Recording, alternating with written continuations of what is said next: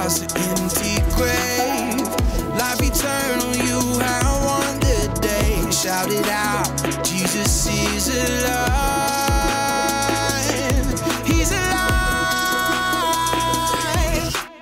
Oh, happy day, happy day. You wash my sin away. Oh, happy day, happy day. I'll never be the same. Forever I'm changed. I'll never be the same. When I stand in that place, realize meeting face to face. I am yours, Jesus, you are mine. In this joy, perfect peace, earthly pain finally will cease. Celebrate, Jesus is alive. He's alive. Oh, happy day, happy day. You wash my sin away. Oh, happy day, happy day. I'll never be the same. Forever I'm changed. I'll never be the same. Oh, what a glorious day, what a glorious way. You have saved me, and oh, what a glorious day, what a glorious name. Oh, happy day, happy day. You wash my sin away. Oh, happy day, happy day. I'll never be the same. Forever I'm changed. I'll never be the same.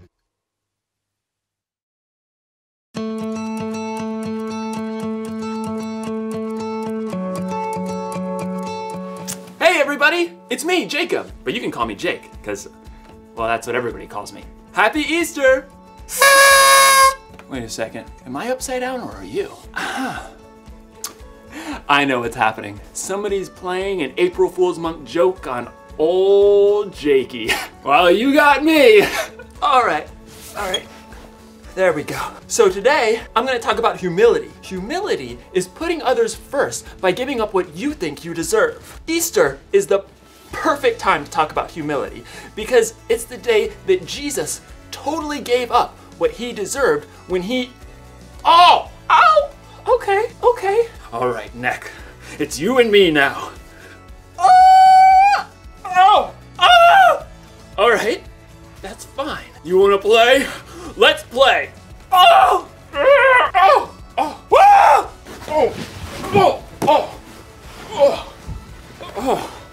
Necks are not supposed to bend that way, but I'm back to normal now. At least my neck is. But the picture's still just a little, I mean, if it could just, we're not doing that again. You know something? So what if I'm upside down? I'm not gonna let this keep me from celebrating the most amazing event in history. And no, I'm not talking about the time I learned how to juggle. I'm talking about the time when God did something so brain-boggling, it turned the whole world upside down. At least it turned my whole world upside down. My brain is still boggling. I'm boggling all over. You'll hear all about it in today's story, but first I've got to figure out how to get my whole world from upside down to right side up. Hey, okay, some brain ideas. What if you turned your screen upside down? That shouldn't be too hard, right? Or maybe there's a better way. Stay tuned. The Bible. It's 66 books of history, stories, letters, and poetry that fit together to form God's one big story. The epic adventure of how He created us and loves us so much that He made a way to rescue us. As we travel through the Bible, from Genesis to Revelation, we discover people who met God and found their lives changed forever. And now for an amazing story. inspired by the book of John, chapters 18 through 20. For months, the Jewish religious leaders had been making plans to silence Jesus. The things he said and did challenged the way they had always lived. He was upsetting the world as they knew it. It is better if one man dies for the people than if the whole nation is destroyed. Then, one of Jesus' closest friends, Judas, betrayed to the religious leaders where Jesus would be praying after the Passover meal. The leaders sent soldiers to arrest Jesus, and he allowed the mob to take him. Do you think I can't ask my Father for help? He would send an army of angels. But then how would the scriptures come true? They say it must happen in this way. As Jesus was tied up and led away, Jesus' closest friends scattered, though Peter and John followed at a distance. What was it like for them? Try to imagine for a minute that you're Peter. Only hours before, Jesus told you, Before the rooster crows, you will say 3 times that you don't know me. And you, Peter, protested that you would die before deserting. But now Jesus has been arrested, and if you get too close, they might take you too. So you trail along like a stray dog as soldiers haul Jesus inside the home of the high priest. What's happening in there? The servant at the door frowns as she peers at you. You aren't one of Jesus' disciples, are you? I am not. You're ashamed to lie, but what good will you be to Jesus if you get arrested too? You huddle close to the fire in the courtyard as voices float through a high-up window. What's this foolishness you've been teaching? I didn't say anything in secret. Ask the people who heard me. They certainly know what I said. You feel sick. Now they've taken Jesus. You know nothing will stop them. Someone else asks whether you're one of Jesus' followers, and you snap. No, I'm not. Minutes later, another man asks whether he saw you in Gethsemane with Jesus. Your stomach churns. Nope, not me. You realize you have denied Jesus 3 times, just as he said, and all you can do is stagger to your feet and run away, weeping. Now, imagine you're John instead of Peter. Somewhere in the chaos, you've lost Peter. So when soldiers haul Jesus away to the Roman governor, all you can do is follow, alone. From the back of the crowd, you witness the terrible drama as the governor Pilate brings Jesus out. What charges are you bringing against this man? He has committed crimes. Pilate takes Jesus away for questioning. You can only pray that he sees through all the lies and stops this madness.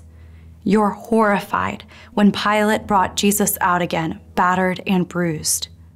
I find no basis for a charge against him. No, crucify him! Crucify him! Pilate hands Jesus over to the soldiers who force him to carry the heavy beams of his own rough cross. You know where they are going. Golgotha. It's a hill outside the city. As in a bad dream, you force yourself to follow. Along the dusty road, you find Jesus' mother, Mary, her sister, and Mary Magdalene. None of you can speak. You arrive at Golgotha in time to see soldiers nail Jesus to the wooden bars with heavy spikes and raise the cross up high. You strain your eyes to read the sign placed above Jesus' head. King of the Jews. You nearly choke on dust and grit. You've seen Jesus do amazing, powerful things, and yet he's allowed himself to be taken and battered. You glance over and see Mary sobbing, so you place your hand on her shoulder. When you look back up, you see Jesus watching his mother through the pain in his eyes. Dear woman, here is your son. Jesus looks directly at you, eyes filled with love. Here is your mother. Yes, Lord. You are overwhelmed to know that Jesus trusts you to take care of his own mother. But the terrible truth sinks in. Jesus knows that he will die. He's planning on it, just as he's been saying for weeks. A short time later, you see him lift his gaze to heaven. It is finished. Then he bows his head, and you can see the life leave his body. All the air seems to leave your own lungs too. You thought Jesus was God's chosen one. How can he be dead? Now, as we move ahead, imagine you're Mary Magdalene, one of Jesus' close followers. Unlike so many others, you've dared to stay there, at the cross. And once Jesus is dead, you dare to follow the men who take his body for burial, Joseph of Arimathea and Nicodemus. A garden tomb. The evening has faded, and it's now the Sabbath. You want to honor Jesus by anointing his body with spices, but it will have to wait until the Sabbath is over. So you stay hidden indoors until early Sunday morning, then you make your way through the dark streets. The stone. What will I do about the stone? As you arrive, you recall that a heavy stone was rolled to block the entrance of the tomb, but now... It's gone! You gasp as you peer inside the tomb. Gray light reveals. It's empty! Heart pounding, you race back through the streets to the home where the disciples are staying. They have taken the Lord out of the tomb. We don't know where they have put him. You can see the shock in Peter's face. John gapes, and then they both begin to run to see for themselves. At a loss, you follow slowly, weighed down with exhaustion and confusion. When you reach the garden, you see Peter and John ahead, trying to make sense of it. You hang back as they leave again. What more is there to say? As the first rays of dawn light up the garden, you reach the tomb. Tears spill down your face as you bend to look inside once more.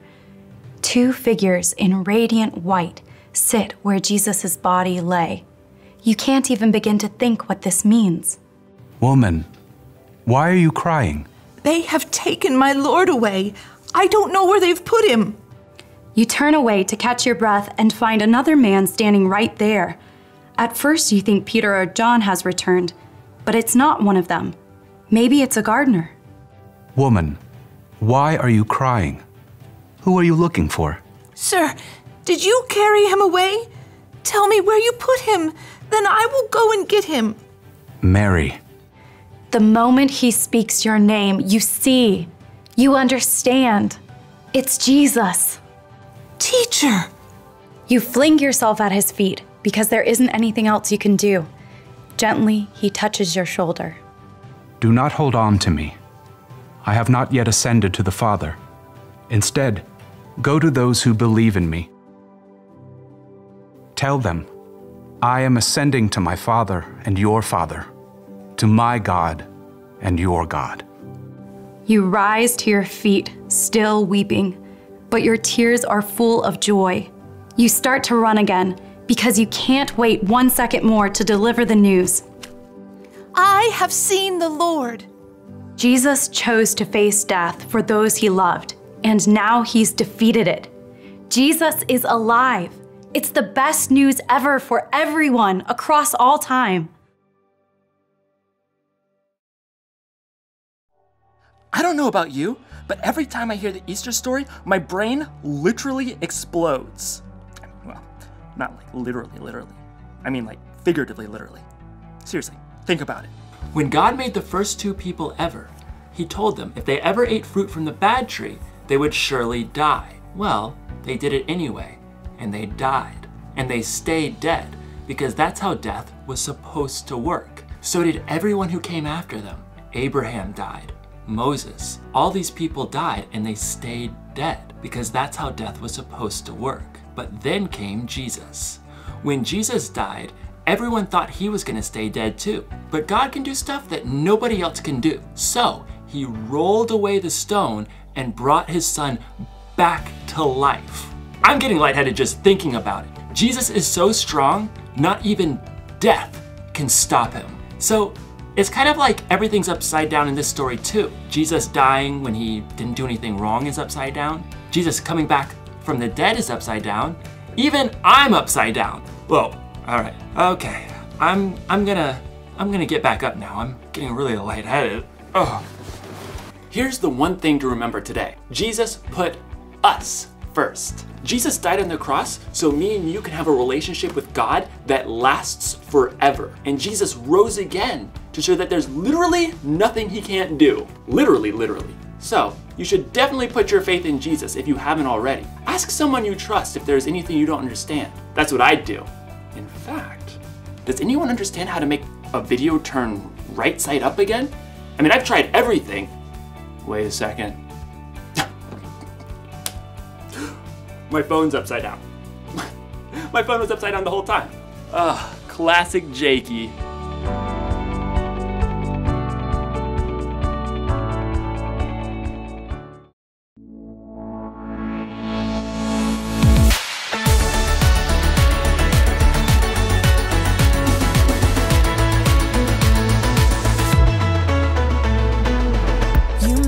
Darkness run and hide, you bring the broken back to life. Only you can, only you can. You set me free from every chain, you fill my heart with songs of praise. Only you can, only you can. Jesus, you're the only reason that I'm even breathing. I am wide awake. My heart beats only for your glory. My hands reach up for you to hold me. My soul sings, Father, you are holy. My feet dance to your rhythm, to your rhythm. Every beat is calling out your name.